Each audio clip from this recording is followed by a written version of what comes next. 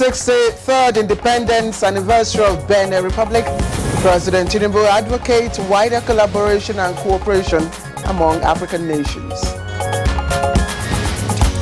Presidential Election Petition Tribunal reserves judgment after adoption of final addresses by parties. They all accepted that Mr. President's broadcast was a welcome development. More appeals to Labour to shelve plan nationwide strike as IGP warns against hijack of action by hoodlums. And on Good Morning Nigeria today, we discuss the outcome of the Russia-Africa Summit ended recently in St. Petersburg.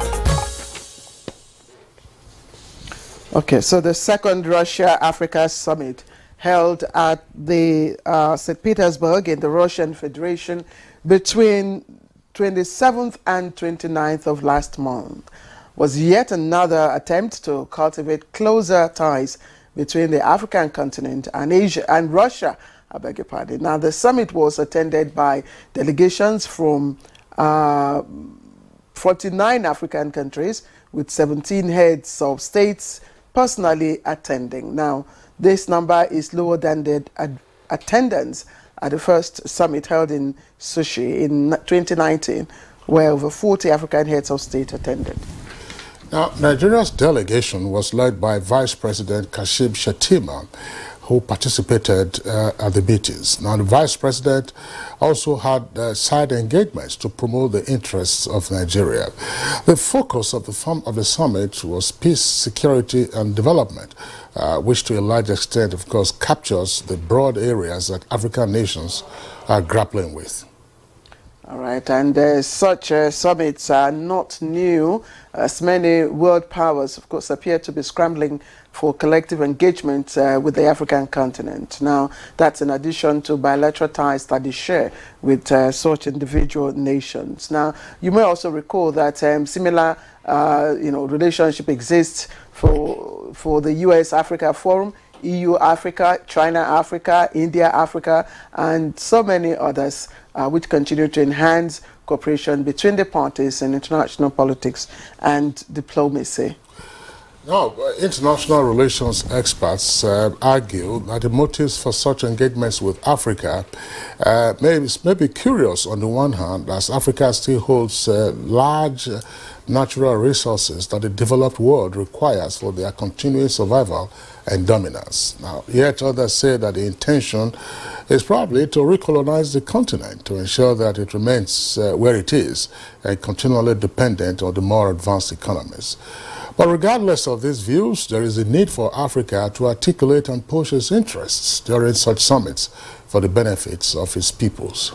And as the saying goes, no nation exists in isolation, not just in today's global village, but especially where there is increased interdependence and collaboration. So what is important is for countries to put up their interests on the table, and that explains why, apart from the main plenary at the Russia summit, participating countries had sideline engagements where discussions were held, and in some cases, agreements also signed on various matters affecting the particular countries.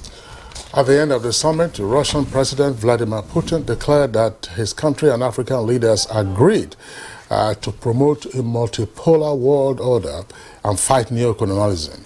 He also offered debt cancellation for African countries and the supply of grains to needy nations in order to avert hunger and food crises.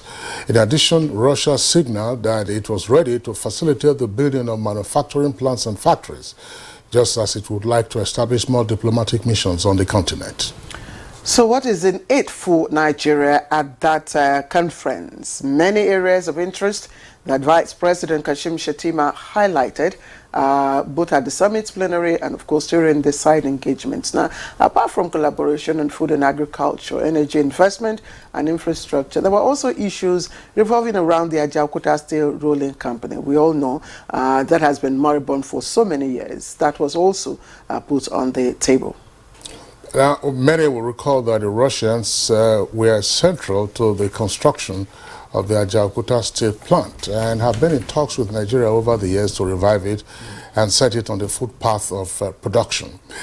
But after many years and several efforts by different administrations to bring back the plant to life, could the latest attempt be the game changer? And what are the overall takeaways for Nigeria from the second Russia-Africa summit?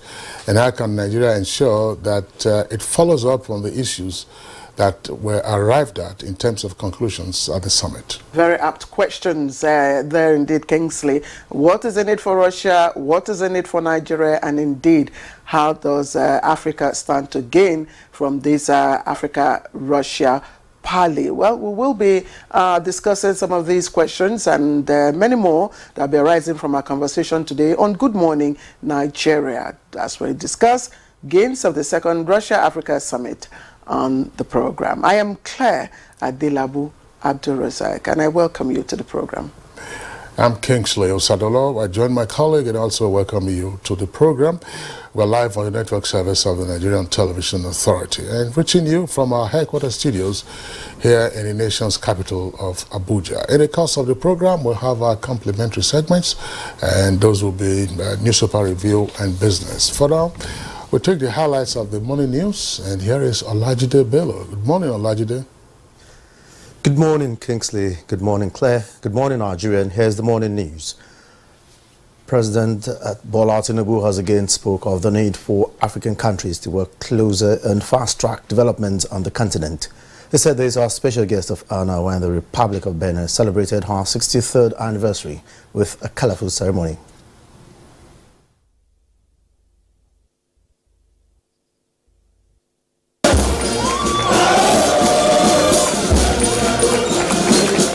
And we feel very honored that they invited our president and all of the neighboring states with Benin Republic. I think it's a beginning of a lot more mutually beneficial. It's very inspiring, and that we are honored as a country to be part of this great occasion. The federal government is appealing to the organized labor to shun its planned nationwide strike to commence today, 2nd of August. The plea is coming after representatives of the federal government, led by Chief of Staff to the President, Femi Gbajabiamila, met with labor unions at the State House. We did appeal to Labour to call up their protest for tomorrow. We found listening ears here, and they did agree that they all accepted that Mr. President's broadcast was a welcome development. In the process, we think, for example, that 3,000 buses are not sufficient. We think it's not sufficient. By the time you divide 3,000 by 37, you could see how many they could come up to. So it's not sufficient. Meanwhile, Solicitor General of the Federation and Permanent Secretary Ministry of Justice, Beatrice Jedi Awa, has reacted to the purported intention of the Nigeria Labour Congress to embark on industrial action by today, Wednesday, 2nd August 2023. In a statement, the Solicitor General says it is a settled principle of law that all parties in dispute before the National Industrial Court of Nigeria should maintain status quo and not resort to self-help. The Justice Ministry noted that while it was the NLC's right to demand better workers' welfare, it will be in the best interest of all to allow the court to fully decide on the labour-related matters as they relate to this case and allow government to provide palliatives for Nigerians. How to fix Nigeria's economy and address challenges in the power sector were the dominant questions by senators as the screening of ministerial nominees continue into the second day. For a country that has revenue flows from oil revenues, from remittances, from other non-oil exports, and from financing of over $100 billion a year, there is no reason that there should not be a stable exchange rate. And we are not ruling out using our coal reserves to establish power stations that will constitute the base load for the stability of the power system. To election matters, now parties in the petition filed by Labour Party and its presidential candidate Peter Obi have adopted their final written addresses before the Presidential Election Petition Court sitting in Abuja. The petitioners in this matter are praying the 5-man panel of justices to uphold their claims that technical glitches marred at the 2023 presidential election. For the courts to decide.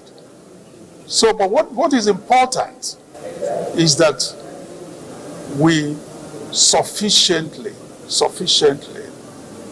presented our case. The House of Representatives Committee on HIV/AIDS, Tuberculosis and Malaria has pledged to work with key players in the health sector to stem the prevalence of fake malaria drugs across Nigeria. Chairman of the committee, Amobi Oga, at a briefing in Abuja, observed that substandard drugs are contributing to death from malaria in the country.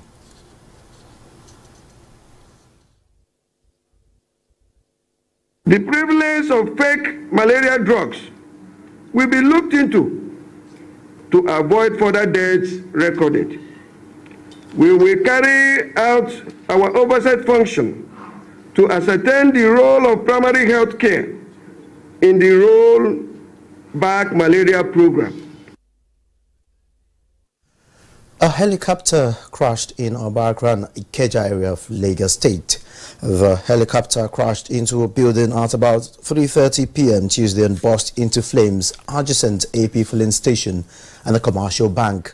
Eyewitnesses confirmed that the pilot of the chopper survived the crash. And that's the news for now. The program continues with Claire and Kingsley after this break. All right, welcome back to the program. It's Good Morning Nigeria, and it's happening live from our studios in Abuja on the nation's capital. Time to take a look at business news. And automobile experts are asking federal government to make electric-powered vehicles available to cushion effects of fuel subsidy removal. For details, here is Kunle Adeye. The federal government has been relentless to cushion the effects of fuel subsidy removal, and one of such plans is to flood the automotive industry with electric and gas-powered vehicles, which the president re-echoed in his latest address to the nation. Those concerned are saying scaling up local manufacturing, assemblage and importation of these vehicles will address major concerns. They are calling for electric vehicles charging stations across the country and the validation of the draft National Action Plan for the development of electric vehicles in Nigeria. We're moving on both in the NAIDP 2023 and this specific EV policy to push forward a vehicle financing scheme where Nigerians can put down just a little bit of the cost of an EV, drive it off, take it home, and then pay over 5 to 6 years. We believe this would really tremendously help towards attainability of such vehicles. Even in the last auto plan that was passed by the Federal Executive Council, the electric vehicle is well captured under that plan. We have prospect, we have lithium. Why can't we put it here? That's where Niseni comes in. We'll make it cheaper, we'll conserve our foreign exchange so that we don't have to use the same money to go out and buy all of these things. Major key players in the manufacturing sector are collaborating with governments to accelerate electric mobility. With business news, I'm Kunle Adeye. Thank you very much, Kunle Adeye, for the business package on Good Morning Nigeria. Up next, newspaper review.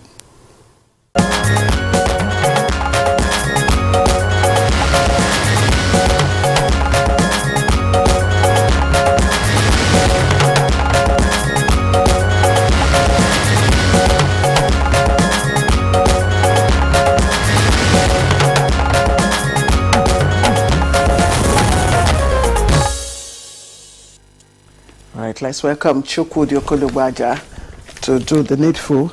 Chukwudi, good morning and welcome. Good morning, Claire. How are you doing? Good. There's a drizzle out there and the traffic is thin. It's a trickle really there. Hello, Kingsley. Good morning.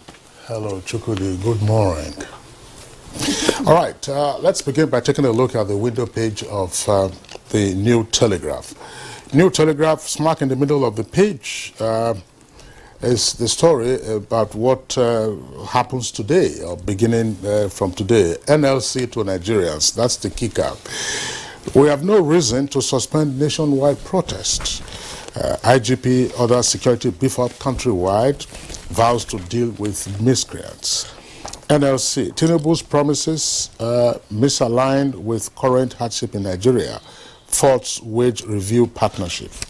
FG can come up with better interventions. That's according to TUC, demands wage awards instead of minimum wage increase. Oyo protesters beat up civil servants, lock secretariat offices. Details you find on pages 2, 4, and 28. Now, about the nameplate of the new telegraph, says federal government's levy cuts import vehicle by 47% to 1.12 trillion naira. Customs to engage government. World Bank mulls jobs for Nigerian women and youth. And PPT, we already read that story. Court gives backing to Emefiele's request to serve bail order on DSS. Petition over nomination. Uproar greets El-Rufai screening. Bow and go, part of legislative traditions, says Yari. 400 billion naira intervention. LCCI decries security omission by president. Frets over 9% interest rate. And then you see the photograph on the front page there. That was an incident that occurred yesterday afternoon in Lagos. It says light airplane on test flight crashes in Lagos. And the plane was said to have struck a building and exploded instantly, but no life was lost. You see the governor there, Sanwo-Olu, with an eyewitness at the scene. That was on Oba-Akran in Ikeja. Benue raises corps members' allowances with 15,000 and 100,000 as Bauchi and Adamawa assure corpus of safety and security. Only 640 federal MDAs captured in IPPRS. That's attributed to the AGF. Reps quiz Ipman over fuel price hike. And Niger, we are prepared for any presidential directive. That's according to the military. But there's a rider to that. Don't send troops to Niger, General Williams cautions Tinubu. Study, hope, as pill kills all types of solid tumors in early trial. That's on page 31. Claire. All right, so also leading on the front page, blueprint is a fuel subsidy removal amid threats of protest today. FG begs Labour, police caution. And there are 3 riders there. Palliatives not enough. Protest must go on as planned. NLC, TUC insist. Interventions, conversations ongoing. But Abiamila pleads, we won't tolerate violent protests. IGP wants. Details of that you can read on page 6. And you have picture stories of the unfortunate scene of the unfortunate crash. That's the helicopter crash at the Oba-Akran Road in Ikeja, Lagos yesterday. And those are the scenes that were right on the front page there. Now, ministerial screening, 1.6 trillion naira subsidy on electricity unsustainable, and that's by Rufai. Massive use of technology will block revenue leakages. It's on page 23. And the Presidential Election Tribunal reserves judgment on Atiku PDP's petition. Details on page 9. That story is trending at the foot of the paper. And 4 injured as helicopter crashes in Lagos. It's on page 5. Subsidy removal, marketing PMS now unprofitable. And that's coming from Ipman. And I'd just like to read a portion of that interesting story from the inside page. It says, the national president of the association, according to this paper, Elder Chinedu Okoronkwo, stated on Tuesday before the House of Reps that a truckload of the product, that's PMS, which could ordinarily be sold in an average of 3 days by its members, now span through a month or more, adding that a truckload is about 25 million naira, out of which marketers don't make up to 500,000 naira profit. A development, he says, put marketers under pressure as the profit is not enough to pay their staff. Okay, so that does it for the blueprint. Let me quickly take a look at what leadership is saying on its front page. Again, palliatives, Labour begins nationwide protest. FG declares action illegal. IGP beeps up security, warns against violence, and reps to monitor palliatives implementation. Details of that is on page 4. Now, there are also other stories trending. Tribunal reserves judgment. We've read that. Trump indicted over attempted subversion of U.S. presidential poll. And that's on page 6. Sierra Leone arrests military officers and others over coup plot. And we've said this. These are some of the scenes from the remains of a helicopter crash at Obankram in Ikeja yesterday. So Senate to send petitions against nominees to security agencies. It's just tucked in there.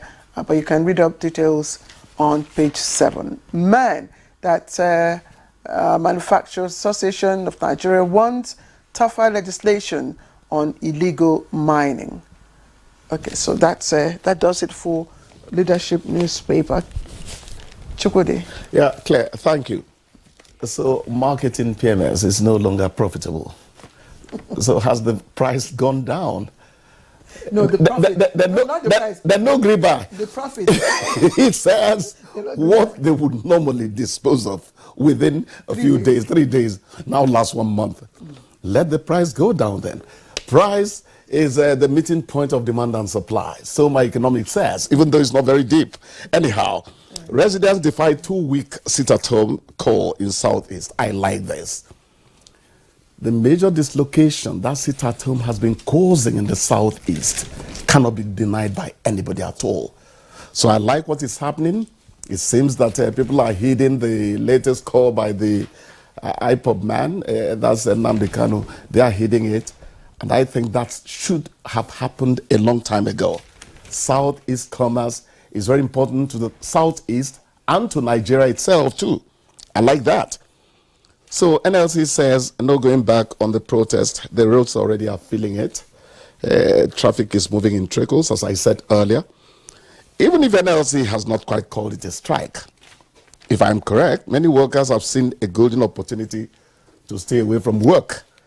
Whichever way it goes, what should be paramount today is that the protest should not for a second be allowed to be hijacked by vandals or urchins. The right to protest or engage in a strike is not freedom to destroy. We must stress that. The IGP has already warned about this anyway.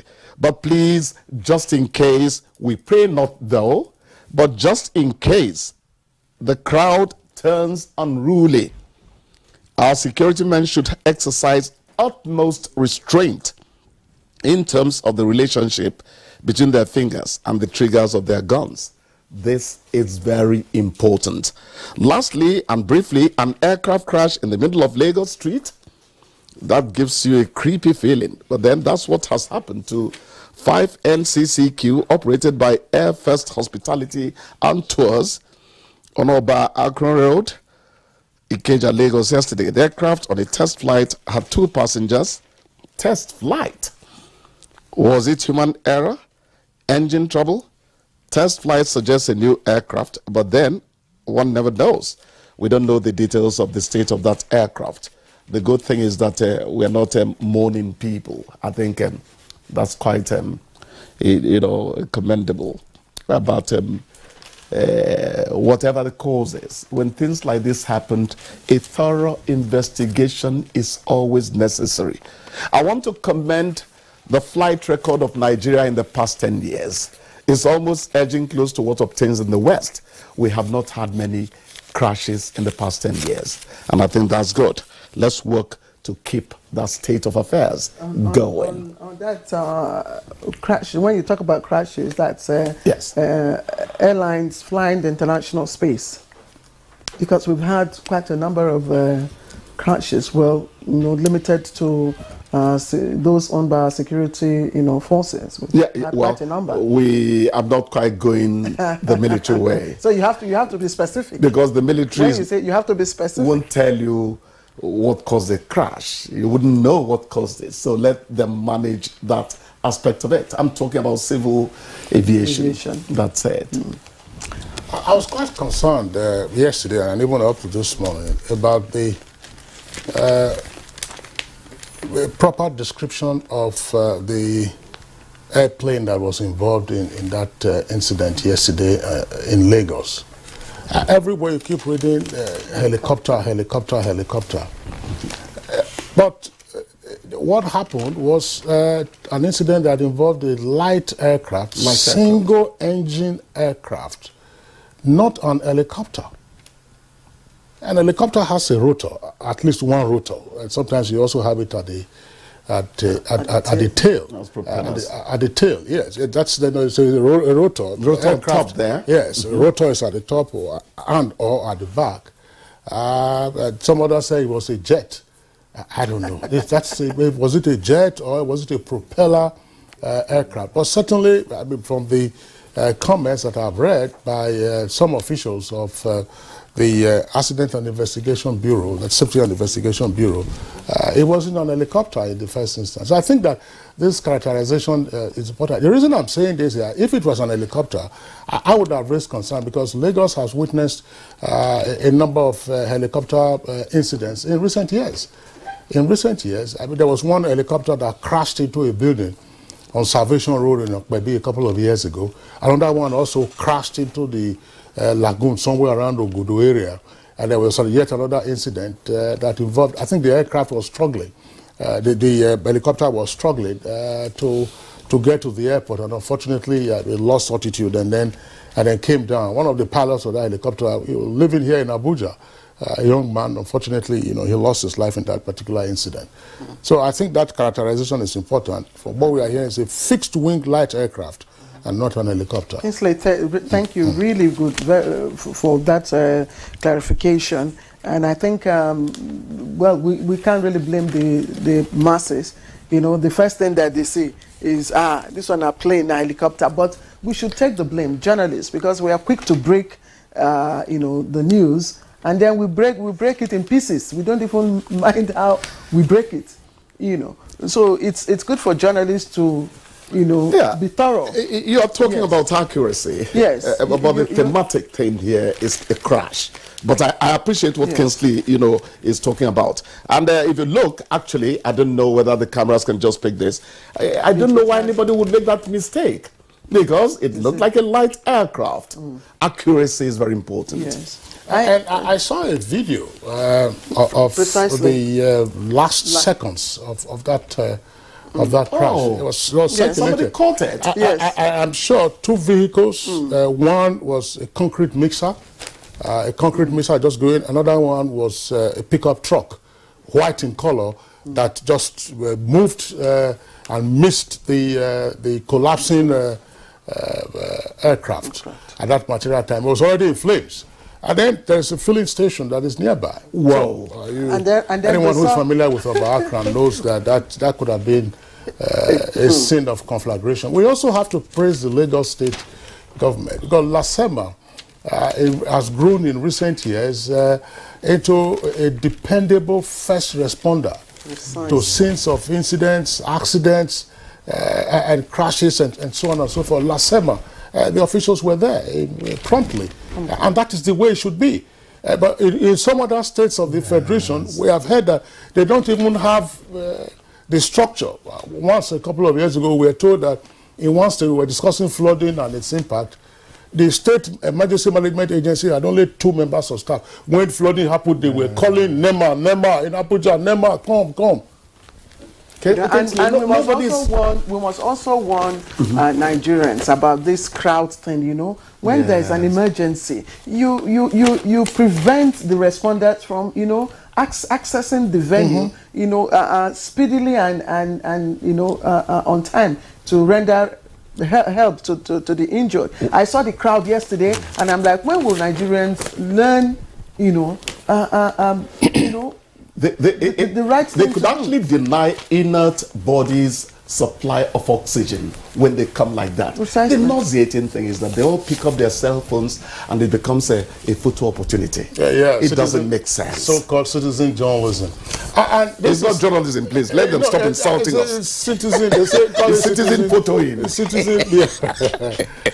And it is it is this propensity to be an eyewitness or a secondary witness that often was responsible for the high fatalities from bomb blasts organized by Boko Haram in Benue and Yobe. You know, there will be the primary explosion. And as soon as it happens, you know, Nigerians, everybody will just rush there. And then as they are witnessing and looking at the incident, the next thing they hear is second one, then that is when everyone will take flight. But so, today, I just want to drop this hint. We can't get into it because we are wrapping up now. Look, gentlemen, you call gentlemen of the press, Claire and Chukwudi, I'm hearing the argument about wage increase, wage increase, wage increase. I'm wary of this. I'm wary. We know that things are hard. Things are hard. But let's be wary. I think that our focus should be identifying our major centers of expenditure and seeing how we can reduce those centers of expenditure. You get this money now, at the end of the day, inflation will still catch up with that money, and you will spend the money, buy goods that are imported into this country, and we say we want to make savings from subsidy removal. So what are you then going to be spending on the monies, on the goods that you are importing? All kinds of things. But as I said, it's a very big issue. I know people are concerned about it. 30,000 can't take it. And let us be wary. The DG Budget Office says federal emoluments now 5 trillion naira. If you increase the minimum wage, there's a so-called consequential adjustment. Right. It goes right up to level 17. And then we start spending money again on recurrent expenditure. All right, Kingsley, I don't know what stance to take, but whether you spend or not, how does that affect the pockets of people who are going through, you know, who are suffering the Claire, it's time to go. Anyway, don't start a debate. I don't want to start. Thank you. Let's take a short break now. When we come back, we'll continue. Kingsley, thank you. No, you and I are not continuing. No, we'll continue with the conversation. Yes. Not on this one. No. No. We have to take a break. Let's take a short break now so that we can...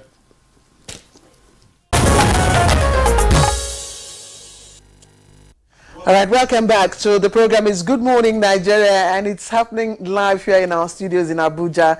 And like we said earlier on, our conversation today will be to x-ray the gains of the second Russia-Africa summit. And we asked some questions, for instance, what is in it for Russia and what is in it for Africa, but specifically, what does Nigeria stand to benefit from all of this? It's happened before. This is the second edition. So let's take a backgrounder from Joseph Oteng. The beautiful city of St. Petersburg, Russia, played host to not less than 54 African leaders for the second Russia-Africa summit. With international foray and threat of isolation over the war in Ukraine, Russia is strengthening its diplomatic relations and making more friends, particularly on the African continent. Russia's President Vladimir Putin at the summit put economy, security, and humanitarian collaborations on the table with a pledge to build industries and assist the continent in production, while also increasing diplomatic missions on the continent. In an attempt to win the hearts of Africans, the Russians pledged to supply food to needy countries and cancel debts. He also promised to help fight neocolonialism. African leaders used the opportunity to press on Putin to move ahead with a peace plan to end the Ukraine conflict, highlighting the consequences of the war, especially rising food prices and disruption in gas supply that affects mostly citizens of African countries. Nigeria's vice president led the country's delegation to the summit. He addressed the summit expressing stance on security, non-alignment, and the administration's determination to consolidate on industrializing Nigeria and diversifying its economy into sectors that the country has comparative advantage. The Ajakuta Steel Company, with huge potential, was a major focus of discussion. Russia already has strong military presence in some African countries, like Mali, Central African Republic, Burkina Faso, and Libya, with the Wagner mercenaries involved in fighting. The summit is an opportunity to expand its economic branches on the continent and to speed up its quest for alternatives to Europe partners. Guests on Good Morning Nigeria will take a critical look at the fallout of the summit. All right, that was Joseph Asen there with the background. We have 3 guests, and joining us via Zoom from Moscow is Nigeria's ambassador to the Russian Federation with concurrent accreditation to Belarus, Professor Abdullahi Shehu Yebikwal. Professor Abdullahi Shehu, we're glad to have you this morning. Good morning, Nigeria. Thank you very much. It's a pleasure to be here again. All right, and here also in the studios for this conversation is Dr. Mary Ogbe. She's the Permanent Secretary in the Ministry of Mines and Steel Development. PAMSEC, we're glad to have you this morning. Thank you for having me. Good morning, Nigeria. All right, also joining us for this conversation, we have the sole administrator of Ajaokuta Steel Company Limited, Engineer Smaila Abdul Akaba. Thank you very much, sir, for joining us. Thank you so much. Good morning, Nigerians. All right, so let's begin from Russia. And that's where Ambassador Professor Abdullahi Shehu is joining us from. Prof, you may wish to set the ball rolling for us by giving us an idea. This is the second summit Russia will be convening, between it and African countries. The first one, can you give us an idea how that went? The outcome of that one, if you may. Thank you very much, Claire. The first Russia-Africa summit was held in Sochi in October 2019. At that time, about 45 heads of state attended the summit. A political declaration was issued, and countries were expected to implement the agreements that were signed or arrived at. Unfortunately, due to the COVID-19 pandemic, very little could be achieved from both sides. Nevertheless, the second summit was to be held sometime last year, but again, due to the situation of the COVID, it was deferred to this year. Now, the second summit was held together with a humanitarian forum, which was aimed to diversify the scope and nature of Russia-Africa cooperation and setting the tone for development.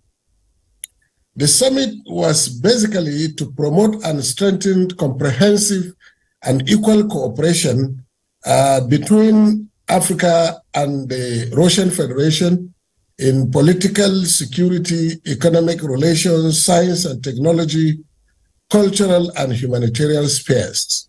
And it also produced yet another declaration which was accepted by the leaders. And also an action plan was attached to the declaration. Now, what would you say was the major outcome of this? On the Russian side, it would be seen as a success for Russia to hold such a huge gathering of heads of state despite the sanctions imposed on it by some countries. About 17 heads of state were here, and about 15 or more countries were represented by either their vice presidents, prime ministers, etc., etc. So for Russia, the constructive partnership that they envisaged to develop in Africa was sealed at this summit. What is left now is implementation, and therefore a mechanism for dialogue partnership was developed, which will now be implemented through continuous annual meetings between the foreign minister of the Russian Federation and the chairperson of the African Union and Troika. Troika simply refers to the country holding the chairmanship of the African Union, the past chair, and the next chair. So consultation will be held between this structure annually to deepen cooperation and monitor implementation of the agreements reached. Secondly, the mechanism for dialogue partnership created a permanent top-level structure to coordinate efforts against global problems like terrorism, extremism, transnational organized crimes, including drug trafficking, etc., etc. So it is expected that from time to time, the Russian Federation authorities with the African Troika will be reviewing progress in these areas and see and also evaluate where assistance is needed on any side. Now, the important thing I want to stress with respect to this summit is that it's a summit of partnership based on equal opportunities. So it's a convergence of needs and opportunities for Africa. Professor Shehu, thank you very much for the elaboration you've provided on the transactions at the summit. But tell us some more, because some of the headliners we read here indicated some heartwarming conclusions. First, a write-off of some historical debts from the continent amounting to some $23 billion. We also read that Russia, of course, on account of its ongoing conflict with Ukraine, will be providing grains in order to mitigate the threat of grain scarcity, particularly on the African continent, and that this could be done gratis, particularly for the financially challenged countries on the continent. And third, but not certainly the least, support for security purposes. Could you elaborate more on this, the debt write-off? How was this received, assuming the construction was correct, that it was indeed a write-off of historical debts amounting to $23 billion US? This is exactly the summary of President Putin's speech that you have given. President Putin indicated that one of the achievements of the first summit was that between 2009 and now, that the trade volume between Africa and Russia increased by 60%, standing at about $18 billion, which is a significant improvement. And taking into account the impact of the COVID-19 pandemic, I think is a significant improvement in our trade relations.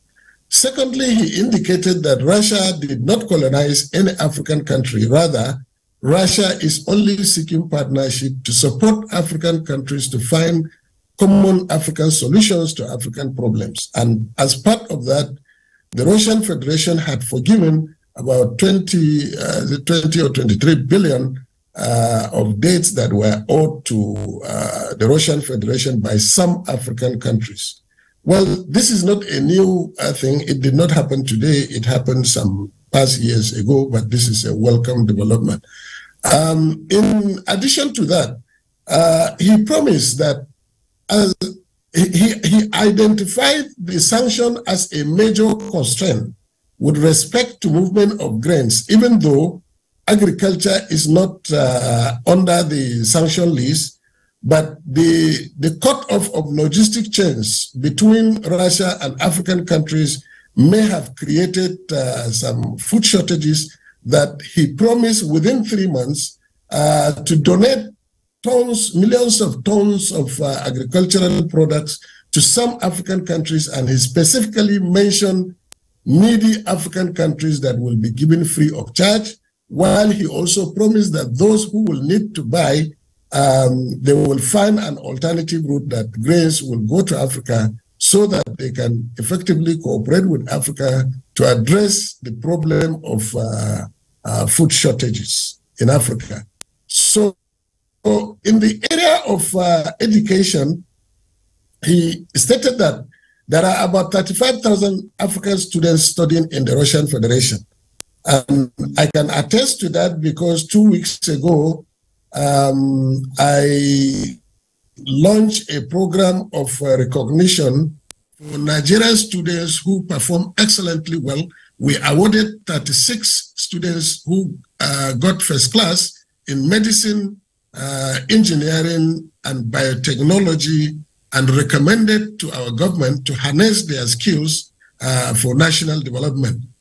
President Putin indicated that this quota of assistance to African countries will be increased in the subsequent years to come. So this, I think, is a welcome development for Africa to strengthen and improve the strength of their relationship with the Russian Federation, because they all agreed that this is a partnership of equal. African countries made it very clear that they have not Russia to beg for anything, but to develop strategic partnership in different sectors of the economy. Professor Sherwood, let's also deepen our conversation and our understanding of what happened in Russia before we, come down to specifics for Nigeria. Now, scholars believe that nations are motivated by either quest for power, it could be military power, it could be economic power, and in the case of Russia, Russia is currently under, heavy sanctions from the West. It has,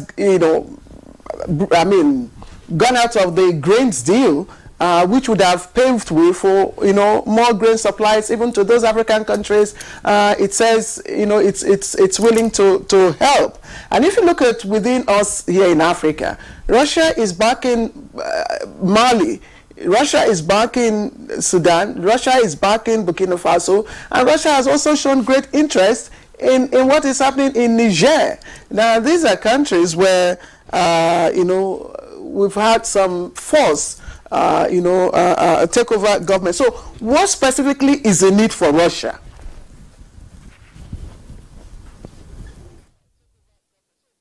Thank you very much, Claire. I'm not aware about the depth of interest that Russia has with military regimes in West Africa. My president being the chairman of ECOWAS, that will be a huge challenge, and we urge that the efforts being made by His Excellency Bola Ahmed Tinubu to strengthen democracy in West Africa especially should be supported. Security cooperation is one of the major platforms for cooperation between Africa and the Russian Federation. This cooperation takes place at bilateral level. It's not with any regional bloc, it's not with ECOWAS, it's not with the African Union, it's with individual countries. And bilateral meetings were held with these countries. They discussed their needs and how they can cooperate with Africa. We will not choose who should be our friends, who should be friends to anybody. Every country has a right to choose who should be its friends or whatever, how to relate with anybody. So this is a sovereign decision of each country to engage with Russia based on what it needs. Of course, you know that Russia also has significant comparative advantage in the area of security, including the fight against terrorism. So if any African country sees Russia as a partner, so be it. They will discuss with Russia and they will obtain any support from Russia in order to bring about peace and stability in Africa. What I could see as fundamentally being Russia's interest at this moment is probably because of the heavy sanctions imposed on Russia. They are seeking new partnership with new jurisdictions, and Africa promises to be the continent of the future.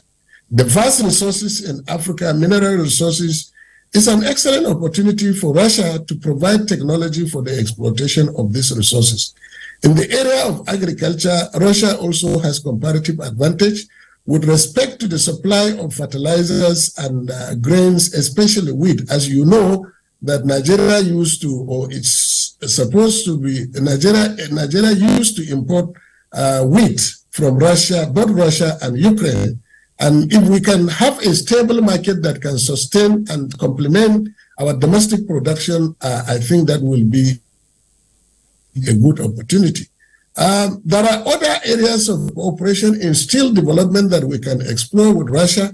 There are areas of cooperation we can look in science and technology, especially ICT, with the Russian Federation. So I think the point we are making is that Nigeria remains a non-aligned country in the world. But Nigeria will relate with all countries in order to promote global peace through the mechanism of the United Nations by enforcing the Charter of the United Nations and urging countries in conflict to resolve such conflicts through diplomatic means. All right. Thank you very much, Professor Abdullahi Shehu. We'll return to you in the course of the conversation. Now we'll come to the studios to engage our other two guests. The sole administrator of Ajaokuta Steel Complex is right here with us in the studios, and the permanent secretary, Dr. Mary Ogbe, who is in charge of mines and steel development. And incidentally, she also attended the just concluded Russia-Africa Summit. PAPSEC, from your experience at the summit, what were the significant takeaways? Thank you, Kingsley.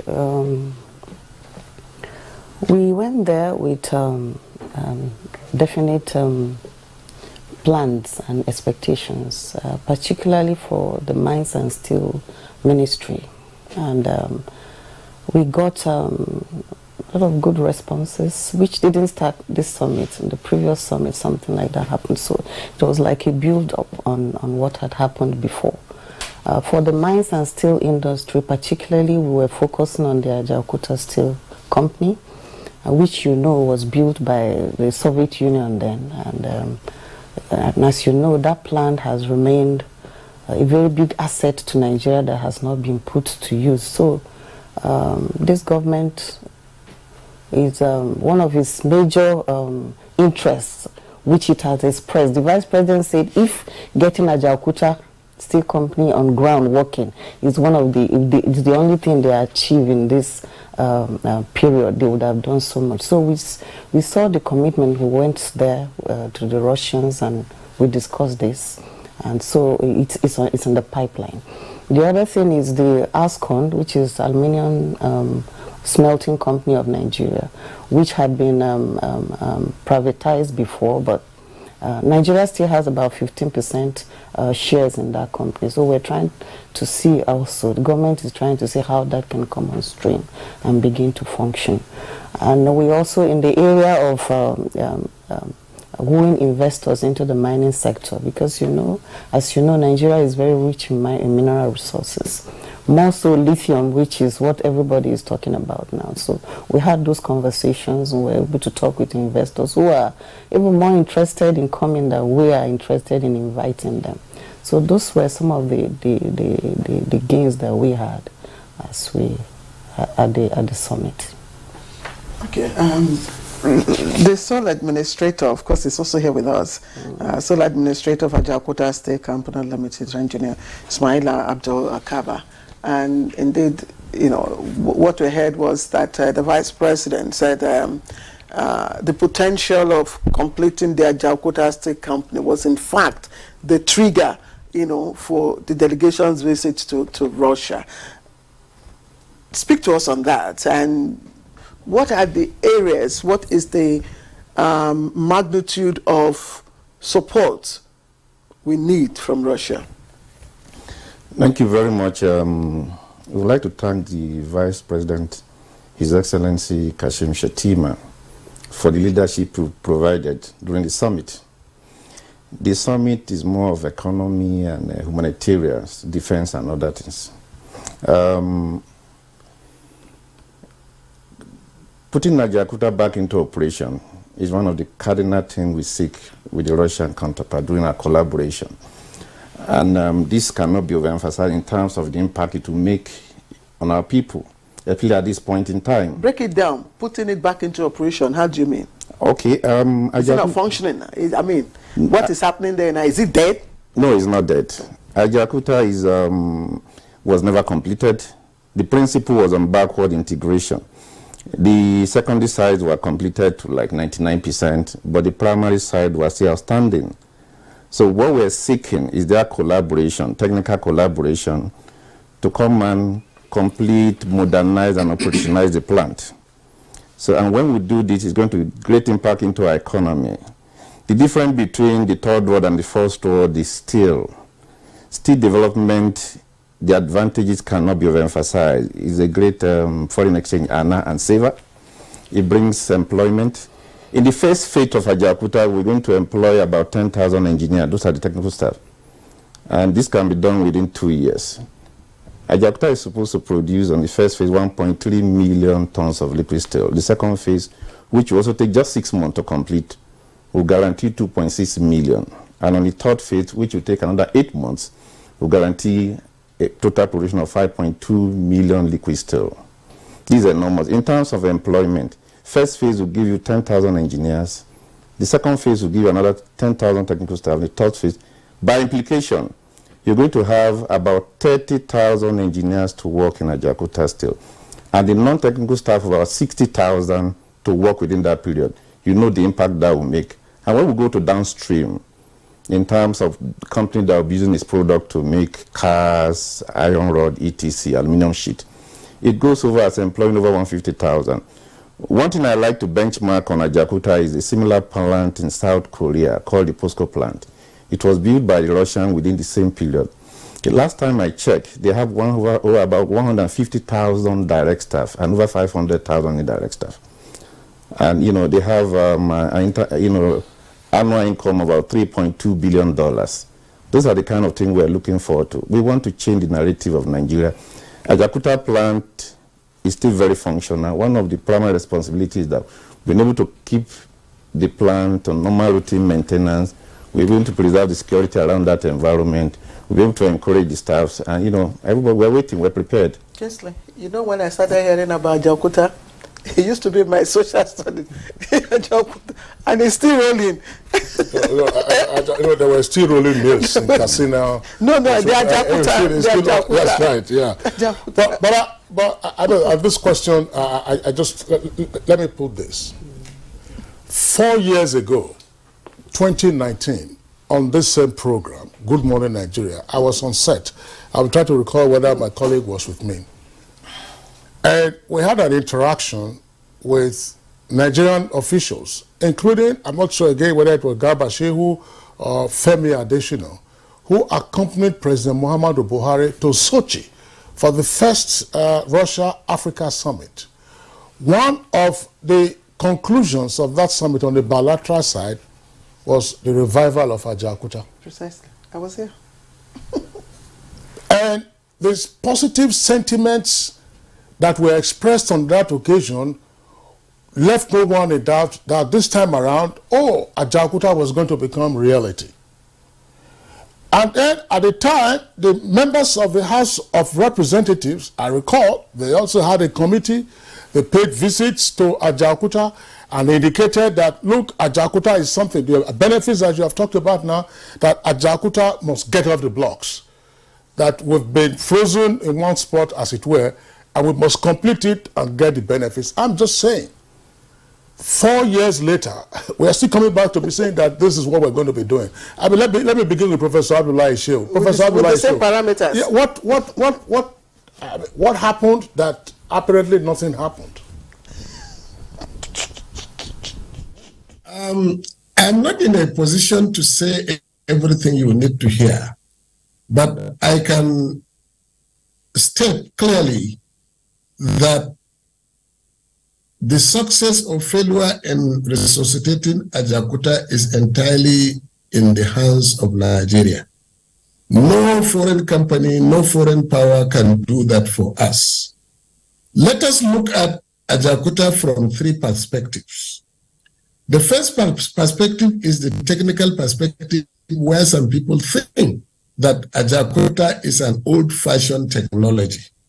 And as the sole administrator just narrated, you can agree with him that the blast furnace technology that was used in building Ajaokuta and the fundamentals of that plan are still very, very strong.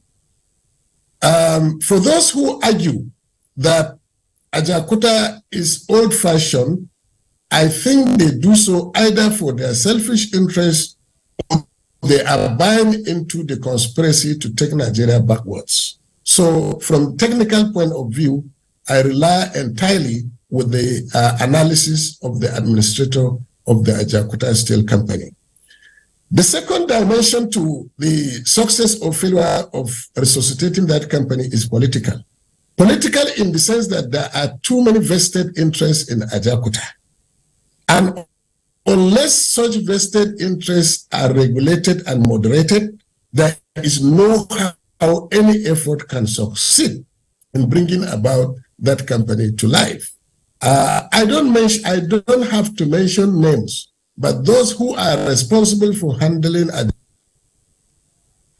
Ajaokuta know that the mayor resuscitating Ajaokuta is the vested interest, in addition to the international conspiracy against that. Then the final aspect, which is the legal aspect, there was an arbitration that was taking place in the UK, but the previous regime was able to resolve that between 2019 and 2022. So that arbitration has been resolved. Ajaokuta is now free. The Ministry of Steel Development advertised for a concessioning which did not work. And as part of the vested interest, again, there was a court injunction in Kogi State that that concessioning process should not proceed. This misconception about looking at a federal project cited in a state as a state project must be clearly eliminated, because a federal project is a federal project and it will benefit all, including the state in which the project is cited. So these are the three spaces that the three phases or perspectives that we need to address if we really want Ajaokuta to work. And that requires a very strong political commitment from the top. It is the strong political commitment from the top that will identify the strategic niche on strategic partners on how to deal with this problem. And I believe that His Excellency Senator Kashim Shettima made this point very clear, that the Asuwaju government, the Bola Tinubu government, is committed to resuscitating the Ajaokuta Steel Complex because it was one of the promises that the APC made to Nigerians, and they are not going to relent. They will follow up that and make sure that that company is resuscitated in order to kickstart the industrialization process of Nigeria. Besides that, the most important driving force is the way and manner in which I saw the Vice President talking with confidence. He is right on top of the issues. He has the facts. I believe that if he really gets the support of the President, I can assure you that maybe a difference can be made at this time, regardless of the challenges we are facing. Thank you, Professor Shehu, Abdullahi Shehu. We'll get back to you in just a moment. But Dr. Mary Ogbe, I'm an optimist. I'm not a pessimist. I'm sure you saw the passion with which Kingsley asked some of those questions. It's because these are things we've been discussing over and over again. And it would appear as if Ajaokuta Steel Company is jinxed, in quote. Now, you were at the Russia summit. What were the specific areas that you deliberated upon that you require Russian assistance? Okay, thank you. I think before I answer that question, I will want to say that the previous attempt at reviving the complex by the previous regime wasn't completely a failure. Before the regime came, there were arbitration cases from the previous concessioning that took place. And no one could go ahead with anything until that was resolved to a large extent, which was resolved sometime in May or April this year. Nigeria had to pay a judgment debt of about $450 million because of the initial concessioning that was done. Now, at this summit this time, sorry, before I go ahead again, during the 2019 visit of President Buhari to Russia, there was a plan for a government-to-government solution to the problem. And that was to be done. The government of Russia was to send people, to some technical experts to Ajaokuta to do an audit in 2019. And then the COVID came, and then the next thing was the Russia-Ukrainian war. So that delayed the process. And then there was also the issue of financing this revitalization, which the discussion was going on with the Afro-Exim Bank and the Russian government. Now, with this visit, some of those talks were concretized. And so there is a definite path to follow as per the financing, and the government-to-government talk is still ongoing. So we're quite optimistic that this time around it's going to come up. I know that the way you talk about it looks like, well, there's no giving up, because it's you need to go to Ajaokuta and you know that our money is buried there. And I want to believe that every government that has attempted meant well, and somehow international conspiracy, and they don't come as spirits. They use Nigerians to try to frustrate the process. That's the point. You were talking about judgment debt. I mean, well, again, on Good Morning Nigeria, I don't know how many interactions we had with the then Attorney General of the Federation and the then Information Minister. You are familiar with P and ID. So gas, a bogus contract.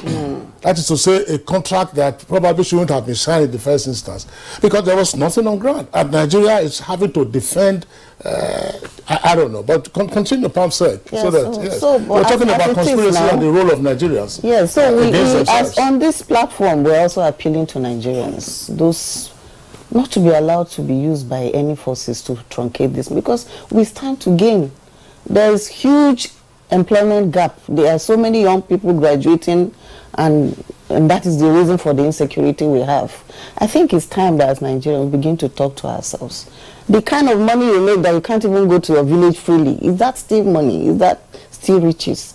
So we talk to ourselves. We believe that President Bola Ahmed Tinubu is consciously making effort to get it working, and we should support him to get Ajaokuta come on stream, because we have nothing to lose. We have everything to gain if it comes on. So that's what I'll say. Well, thank you, Pam said. So, but let me come back to the sole administrator, because some of the issues that are up for resolution and may have been resolved are issues we've had in the past. I mean, there's no, for those who have followed the story of Ajaokuta, it looks like every time something else comes up. I remember one of the hottest issues in the last administration that for some years had to do whether there should be a consultancy or otherwise, and some experts are wary of these so-called consultants. You have a company, you have staff who are in situ. What consultancy are you looking for? So, give us, as an expert who is in situ, where are we? Okay, thank you very much. In 2018, we carried out a technical audit of Ajaokuta Steel to ascertain the status. This technical audit was done internally with Nigerian engineers. The staffs being specific, I also got some engineers from the Nigerian Society of Engineers, where I'm a fellow. We got some consultants, Ukrainian, about 2 around. It took us about 4 months to ascertain the status of the plan in terms of what was installed, what has gotten bad, and what we need to do. Fundamentally, Ajaokuta is about almost 4 decades now, and you know that technology has advances. When we talk about technology advances, initially, about 40 years ago, we were on analog, we moved to digitals, we moved to PLCs, and we are now what we call DCS, digital control systems. Ajaokuta plant is about 80% mechanical. So when we talk about the controls, anytime people say something is obsolete, you are talking about the controls. The controls at that point in time of an analog, most of them are analog, and we moved to digital and PLCs. So when we're talking about Oglo of Jakarta, most of the investment will go into those controls. And secondly, to those machines that are exposed externally, especially the prime mover, the stack machines, etc. So as of today, we have reviewed and understand what it takes to move Jakarta forward.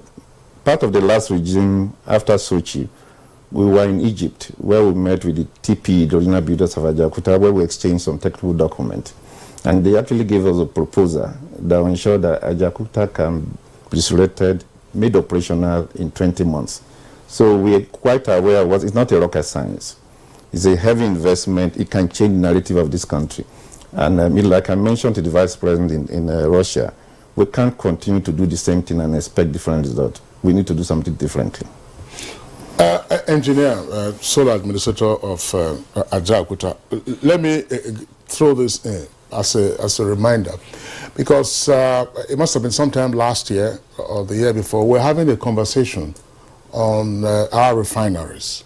And a chief lecturer at Kaduna Polytechnic, who is also a fellow of the Society of Engineers, drew our attention to the fact that when Ayodele was managing director of Kaduna Refinery, as managing director, Nigerian engineers fixed Kaduna Refinery. That was about 10 years ago, and Kaduna Refinery was working. And that the spares that they got to fix Kaduna Refinery came from the workshop of Ajaokuta. That's correct? Very correct. Very correct. Ajaokuta Engineering Workshop is one of the biggest in Africa. It's actually designed to manufacture spare parts for the steel industry and other auxiliary industries around. So those are the potentials waiting to be, utilized. So what exactly are we seeking from the Russians this time? Part of what we're seeking, apart from the funding, is some technical expertise. But that does not say that we don't have expertise in Nigeria. I've been an operational engineer, so I have some reasonable experiences. We don't have a functional steel plant in Nigeria. So where you can have people who are practically trained to do certain things. The engineers we have in Ajaokuta were trained in Russia. They have an idea and they know what to do. That's why we're able to preserve the existing plant. But this plant was never completely installed. It has to be installed. So those are the commission and operationalize. Those are the areas. If you look at the NLNG, most of the time when I talk about fixing Ajaokuta, I look at the NLNG model. The NLNG model, Nigeria has the gas, but seek the technical assistance and financial from the oil majors. Shell take the lead. That's why you discover that in NLNG, you have Shellman as well as the managing director, chief executive, taking the lead to ensure that the system is properly managed and maintained. So those are the kind of support we will require from the Russia. Okay, you want to say something? Yes, I think that you should add, you should explain what that primary part that is missing is, because many people do not understand it. The part that actually produces the steel, I think you should explain that in Okay, when we talk about the primary plant data, okay, we can start from the raw material site in Itakpe. Before Ajaokuta, the idea of Ajaokuta came in, there was a design project by the Russians, and first of all, it's to identify the raw material, which was the iron ore that was identified in Itakpe. And then this raw material is about 60% pure, which is one of the best you can get anywhere in the world. So, and it was designed that we're going to put a beneficiation plant in Itakpe. That plant already exists. It just requires completion. What the beneficiation plant will do is actually take the purity to like 65 to 70%, so that the primary plant in Ajaokuta can use them. So when we say what's our study in Ajaokuta, we talk about 5%. The primary plant, we have the blast furnace, we have the SITA plant, we have those plants that have not been completed. And also the infrastructure required to ensure that we're talking about the train lines, access to the mines, etc. So these are the areas that we need to work on to make sure we have a functional Ajaokuta. Wow. Just reminds me of what our refineries are going through, if not worse.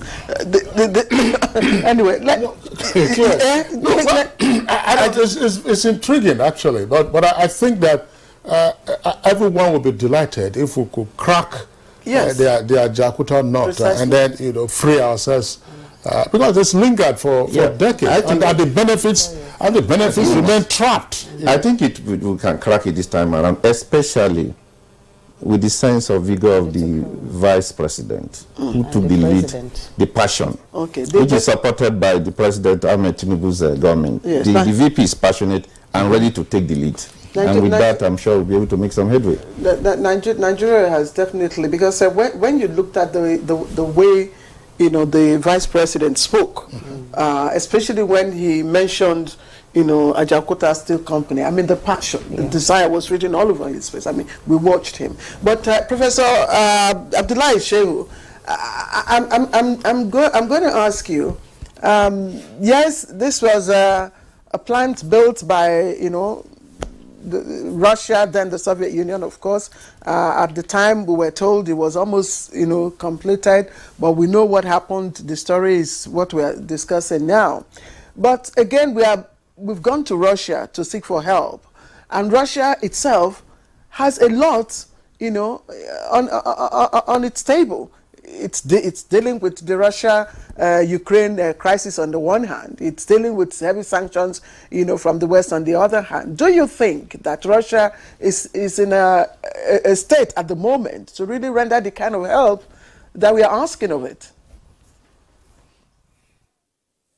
Thank you very much. Let me point out two things that the Soviet Union or Russia has done to Nigeria that no other country has done to Nigeria. The first was the political and military support that the Soviet Union provided to Nigeria to end our civil war.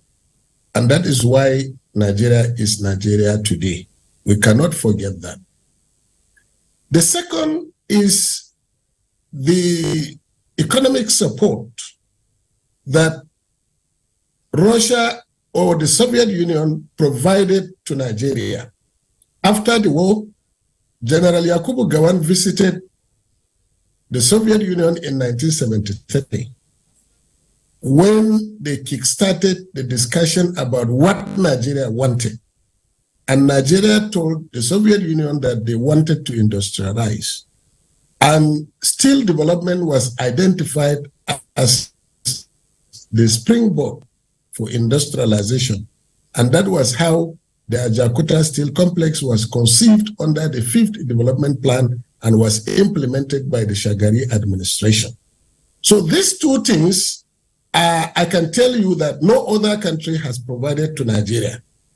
In addition to these two, I can recall that in discussions with our military officers, they acknowledged the support that the kind of military equipment that were acquired or procured from Russia was helpful in dealing with our insurgency problem in Nigeria, which means that we still have an opportunity to cooperate with Russia. Now, about almost all African countries have military technical cooperation with Russia, including Nigeria. This is a window of opportunity. Now, coming specifically to the issue of Ajaokuta. Now, I am not suggesting that Nigeria must deal with Russia in resuscitating Ajaokuta. But at the same time, one would realize from the obvious statistics on the ground that Russia is the obvious partner in resuscitating the Ajaokuta complex for the following reasons. One, it was the company that constructed the complex, and it is the company that has the template. I recall when one company was given the concession to resuscitate Ajaokuta, they could not move because the original company that constructed Ajaokuta is in Russia, and they could not provide them the template. And without the template, you cannot get to the root of the matter. That does not mean that we have mortgaged our effort to the Russians, but it is very, very essential. Secondly, as Russia is facing a lot of sanctions, it is also looking for strategic partnership. And Nigeria is an important and strategic country in Africa because of the size of its economy and because of the size of its population and this tremendous influence that Nigeria wields in African foreign policy. Russia is interested in doing business with Nigeria. During the summit, President Putin declared that Russia has established an infrastructure sovereign fund for Africa. This fund, I believe, can be used to complement any other sources of funding that can be generated in order to resuscitate Ajaokuta. In addition to that, the Russia Export Center is collaborating with Afro-Exim Bank and are ready, provided Nigeria is able to manage its vested interests, manage its internal wranglings, and really focus professionally on resuscitating Ajaokuta. I believe that the commitment on both sides will determine the success of the effort. And Russia has already made it very clear that it depends on what you want. They are not going to interfere in the affairs of a country, but they will relate with every country based on its needs and its requirements. So this is an ample opportunity for us now to take that attention is being given to Africa. Nigeria can take a significant chunk of this infrastructure development fund for Africa that Russia has already established. In my view, is doable. All right, thank you very much, Professor Shehu. But just before we take this short break, again on Ajaokuta, what is your reading of the body language of the Russians? Do you find enthusiasm or just sitting back and waiting for us to put our acts together and then they are ready? After the first summit, the first step to be taken in the process was a technical audit. And the Russians were ready for the technical audit. They waited for Nigeria for 3 years. Nigeria did not come to them to say, okay, let's move on field. Myself, before I assumed duty here, I visited the Ajaokuta complex and I was shown the infrastructure that was put at the level of the company awaiting the arrival of the technical auditors from Russia. But it did not work, perhaps because of the vested interest again. So there has to be synergy between the presidency, the National Assembly, and the Ministry of Steel Development. The moment there is effective coordination based on effective leadership, transparency, and accountability, I can tell you that it is possible. The Russians are coming and they're eager to come and support Nigeria.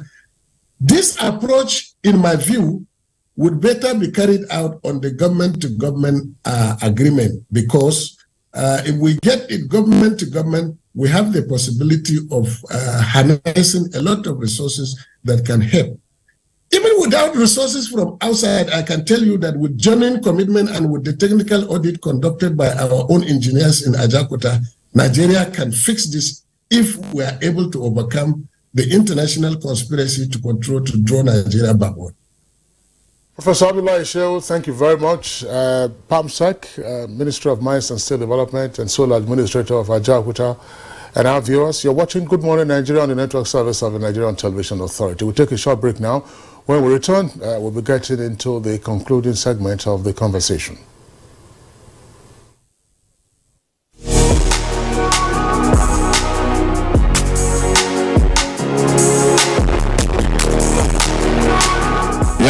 Through the brunt of the fuel subsidy. I know the pressure and the demand.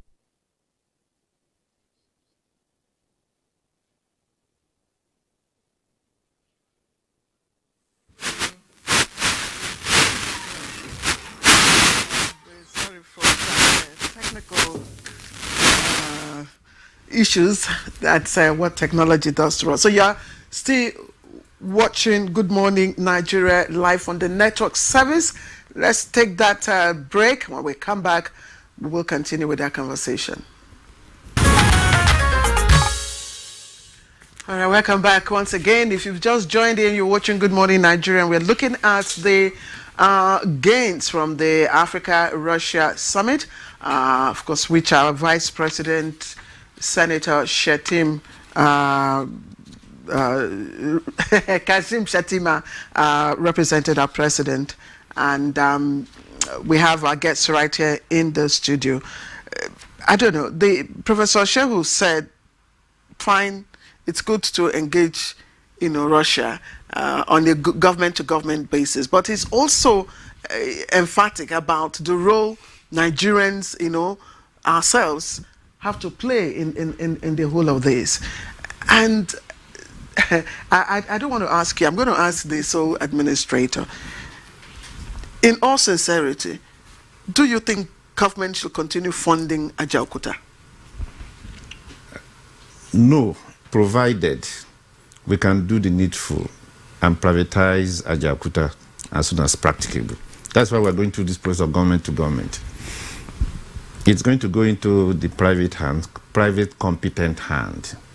Two things are fundamental to fix Ajaokuta. You need the technical know-how and also the fund required to do that. So, and I'm sure that we are actually in the right direction with this new leadership and with the summit that has just been concluded. We are in the right direction. I think the political will is there. The way the vice president is emotional about Ajaokuta, because we are giving him all the information required. So the leadership is right, and we're actually identifying those problems that we had that mitigate against the previous attempts. So, and he was very sure that whatever the issues are, let me know, and I'm going to take it off the table. So I'm very confident, again. But one of the things that's happened, the previous engagement in Russia by the last administration, apart from challenges that we had internally, there was also COVID that came in, and we couldn't, because the Russians were ready to come for the audit. We met in Cairo, March 2019, thereabout, or 2020, to have a discussion around that. We gave them a template. We showed them what we have done. And the extent of coming to do their own audit is actually to validate what we have done. Because in big project management, if you don't do that, if the contractor do not validate, along the line they start asking for necessary variation. This new understanding now, is there a timeline for, meeting outcomes? The details are being worked out. No timeline for now, but it's very practicable. So that in another 4 years, we will not be asking the same questions. Exactly. Yeah, you can see, because I recall our discussion around the 2019 outcome of the Sochi summit. I think it's useful to have this timeline. It's not, the world has since opened up, so there should, I imagine that there should be no reason why the Russians cannot be invited now to come and make their own audit, along, of course, with the very competent hands that we have in Ajaokuta itself. That will be done. That I understand the frustrations of Nigeria, but at the same time, we don't need to misinform our public because we want to make them happy. It's purely project management, it's not record signing, it will be done, but we need to put all the information together. Then we agree on the timeline we can share with the public, so that they can hold us accountable to that. As an administrator, understanding the frustrations of Nigerians can only be imagined. Yeah, I agree with you. You can only imagine. I don't know. But don't forget that we're Nigerians too, and we feel to say we are all in the same boat. And yes, I can tell you that. I'm not speaking like. I mean, Nigeria. You go to Ajaokuta and you almost shed tears. I shed tears. Yeah. You almost, but I shed tears. So we're all in this together. And you talked about timelines. I told you the vice presidency, if this is the only thing we achieve in this regime this time, we would have achieved so much. So I believe that everything is going to be, the push is going to be so great to get it within this time of the lifespan of this regime. So what is being worked upon at the moment? I mean, you're back from Russia. Everybody's gone back to their different respective offices. What Claire is saying as a preface, what is being worked on, and this is a very important element, because we have also had conversations on Good Morning Nigeria. Former president will attend a number of summits and meetings, and there will be conclusions and resolutions. And or if it would turn out, there will be no follow-up.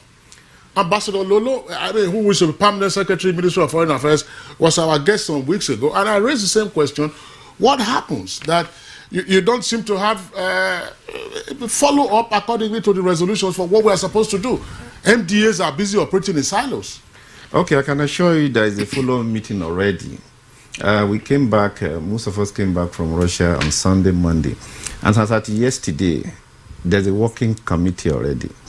There was a meeting that held in Federal Ministry of Mines and Steel, which was headed by the Permanent Secretary. He can give you that details. All the stakeholders that actually met, and we started working on the information required on proposal that the government is going to use for further engagement, so that they can come out clearly to say. One thing I can assure you is that as soon as all the details have been done and the MOU signed off, it takes about 2 years to start and complete the plant and make Ajaokuta running. That's good. That's some good news. Yes, Kingsley, please. Before you want to go to... I want to go to the PAMSEC. Yes. PAMSEC. There is another elephant that we have not addressed. If everybody, Ajaokuta, I'm sure anyone who goes to Ikora-Abasi and sees Ascon, aluminium smelting company, that was a huge investment by the Nigerian government. And happily, it's also been part of the conversation that we had. The things we spend money importing in this country, we ordinarily shouldn't be spending money importing them. The jobs we are looking for our professionals, those who are jackbuying, those jobs ordinarily are within our shores. What is the pathway now for Ascon, that's Aluminium Smelting Company of Nigeria, following this summit? Okay. Thank you. Using the Vice President word, he said it was the second big frog that we had to swallow at the summit. So we discussed with the UC Rusal, who is the major shareholder of the company, and we had a high-powered discussion with them. What made them to stop production, we identified it was due to shortage of supply of gas. So we're working on that to see how that discussion is ongoing, because they were pricing trying to buy the gas at a certain price, which was not going to be comfortable for Nigeria. So we're trying to find a meeting point. It was part of the marching order that the president gave to us to come up with what is realistic. Then we had to make that submission this week. So we had a one-on-one discussion with UC Rosa. They are ready to come back when this when the issues are cemented. So yes, it's the other gain that we got in this outing. So they are coming back. We are going to make our submission before the end of the week to the Vice President. He will take it further with the President, and I'm sure that it will be sealed. All right, Professor Shehu, if you stay there with us, earlier on, the PAMSEC was appealing to, Nigerians, those Nigerians that are, presenting themselves as a clog in the wheel, of achieving completing the Ajaokuta Steel Company. And I'm wondering if the Prof can, give us some idea or some insight into how these people who are actually constituting themselves as a hindrance, to the completion of Ajaokuta, how do we begin to address them? How do we begin to, deal with them? The Permanent Secretary is in a better position to know them. I don't know them from here, but I know they are there. And I have mentioned to you how we can synergize from the presidency to the National Assembly to the ministry. So within this line, definitely you will be able to identify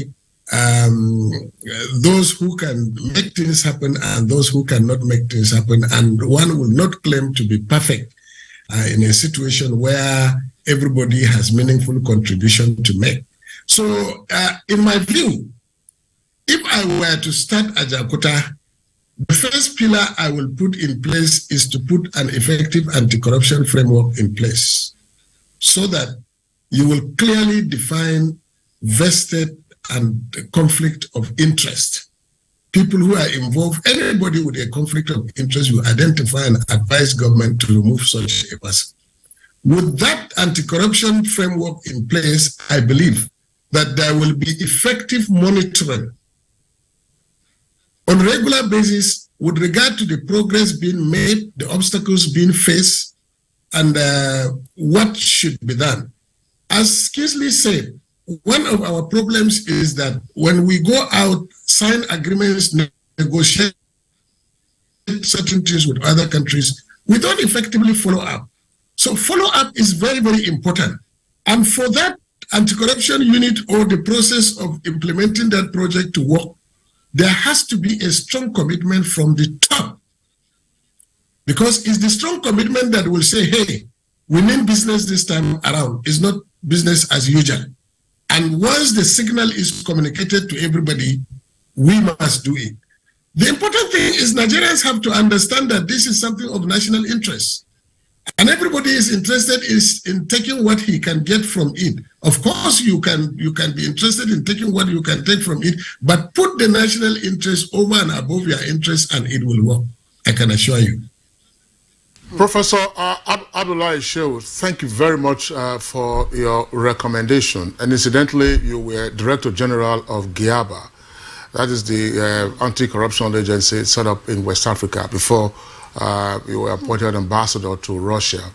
I think that it would be fitting and proper under the current circumstance for you, as part of your dispatch, to make your recommendations to the authorities. We know your reporting channels, and it will not be out of place, I imagine, for you to prepare a draft of that anti-corruption framework. I see the sole administrator nodding his head while you were speaking. I think it will be very useful so that we get out of this embarrassment. Earlier you were talking about Gowon visiting Russia after the Civil War and the fifth development plan that came on. I'm sure you also remember in 1975, when two motor assembly plants were launched in Nigeria, PAN in Kaduna and Vokes in Lagos. Both of them were opened by Gowon before his government was overthrown.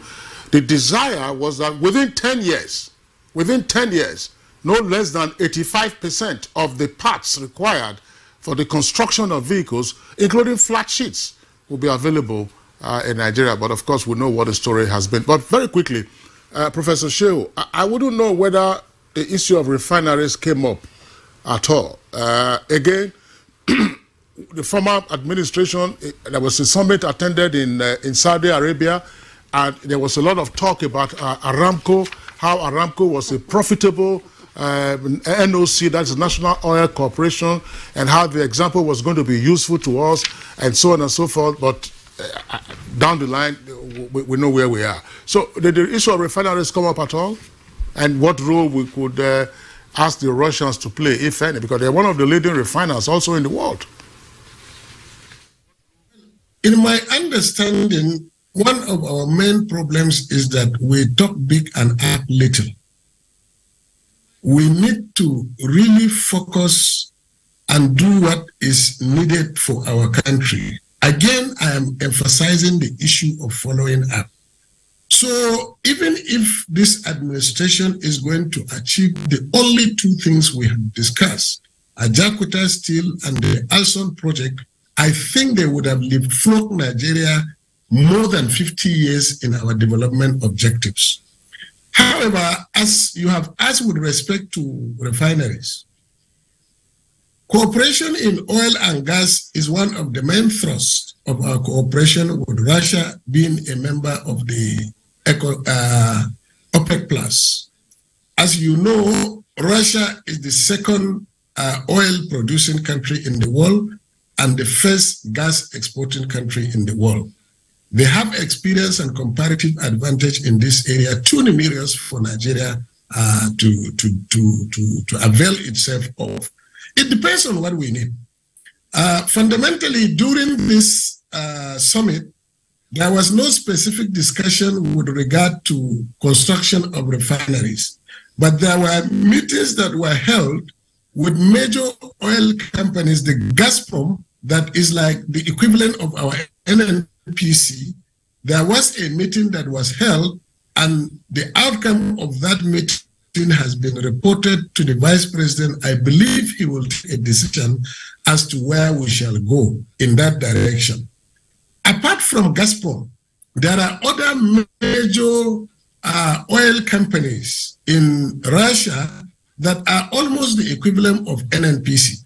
We're talking about cooperation with Lukoil. We're talking about cooperation with Rosneft, both in the area of exploration and exploitation in both the down and upstream of Nigerian petroleum industry. There are vast opportunities for cooperation. At the private level, at the private sector level, I know that there were 2 or 3 companies that came and met with some companies here in Russia, and I am supporting the negotiations between them so that those companies that are here can support the companies in Nigeria with respect to exploration and exploitation of oil and gas resources in Nigeria. All right. We need to realize that Professor Abdullahi Shehu, I'm afraid we have to stop it at that. Besides, we're losing our connection with you. Professor Abdullahi Shehu is the Nigeria's ambassador to the Russian Federation with concurrent accreditation to Belarus. Prof, we really thank you very much. Thank you for the suggestions, and we wish you well. Thank you very much. It's my pleasure, and I wish you all the best. All right. Let's also appreciate Dr. Mary Ogbe, Permanent Secretary, Ministry of Mines and State Development. Dr. Ogbe, I'd like to appreciate you. Thank you very much. Thank you. It's not always that we find women, you know, in top positions agree to grace us, but thank you very much. Thank you for the perspectives. Let me also appreciate the sole administrator of Jakarta State Company Limited, Engineer Ismaila Abdul Akaba. Thank you very much, sir, for coming. Thank you. All right, let's take a quick look at the sports world, the world of sports from our sports desk. Champions USA suffered a huge scare against Women's World Cup debutants Portugal before scrapping through to the last 16. The Stars and Stripes are yet to fire at the tournament, and after being held by the Netherlands in their previous match, suffered another frustrating draw that raised questions about their hopes of winning the tournament for an unprecedented 3rd time in a row. Portugal, who would have caused one of the greatest upsets in the competition's history had they won, hit the post through Ana Capeta in the 91st minute. In the end, the USA were relieved to hear the full-time whistle, the point enough to take them through as runners-up to the Netherlands, who thrashed Vietnam 7-0. All right, Kingsley, Nigerian Falcons will be meeting England on Monday. I think Monday. Yes, yeah, that'll be in the round of 16. The round of 16. I wish our girls the very best. I don't know. I think you should be positive, and you should be positive, and the outlook should be for the girls to assert themselves. I mean, they've come this far. They got 5 points from the round robin stage, 2 draws, and 1 win over host Australia. So it's out there, 11 against 11. Indeed, and if they can beat Australia at home in their, front of their capacity crowd supporters. 1 goal down, and then of course surged ahead to 3-1, and considered a late goal. But the key thing is for them to realize that this is the knockout stage. Indeed. Get all the right motivation, and we just hope that some of the usual stories that we hear about allowances and so. What is there? Those are the. I suggested, if you recall, some time ago on Good Morning Nigeria, that for international competitions, Olympics, All Africa Games, or whatever, they should be embedding an EFCC or an ICPC official in the team. So that anybody who's owing you, if you don't pay the person, you tell the person what you are doing with the money. All right. All right. Kingsley didn't want to talk before, but when you wind him, he takes off. All right, Kingsley, it's your turn to say. That's right. It's a pleasure having you today on Good Morning Nigeria. We're back tomorrow, same time, 7 o'clock in the morning. Join us. Until then, look after yourselves. I'm Kingsley Osadolo. I'm Claire Adelabu Abdul Razak. Remember, the fight against rape and rapists is still on. Join us and be a star. From all the GMN crew, have a wonderful day.